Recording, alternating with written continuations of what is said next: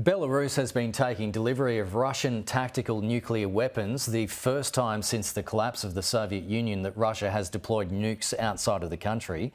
What is Putin's game plan here?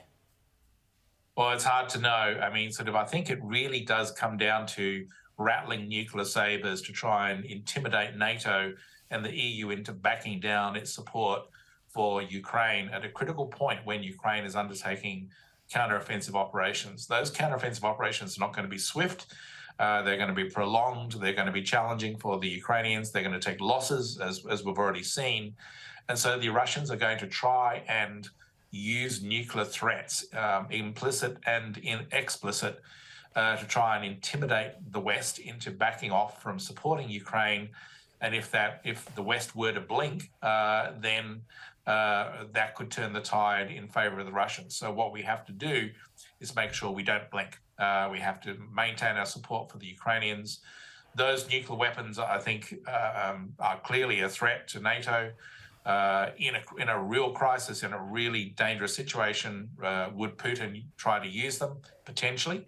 And so therefore, in addition to supporting Ukraine, what we also have to do is strengthen our deterrence message to Moscow to basically make it clear that any use of nuclear weapons would lead to a devastating response on the part of NATO. And just finally, there's been a rare display of weakness by Russian President Vladimir Putin. He's raised concerns about the inadequacy of Russia's military hardware. What do you think this admission means for the Russian president? Well, look, I think that this is an indication that Putin is very much thinking in terms of the long-term game here.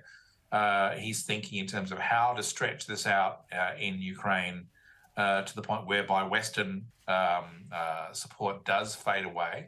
So we have, as I said, we have to make sure that doesn't happen. But he's also addressing some of the concerns about how to sustain this conflict into the long term. He doesn't want a short war, he wants a long war. And so therefore he's basically identifying areas where clearly the Russians do have a lot of weaknesses, and they have so many more weaknesses than just those areas you're talking about.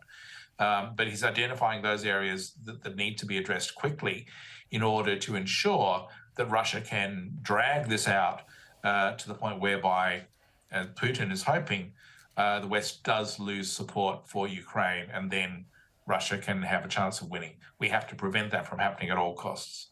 Good to get your thoughts as always. Malcolm, thanks for joining us on the program. Malcolm Davis there. Thank you.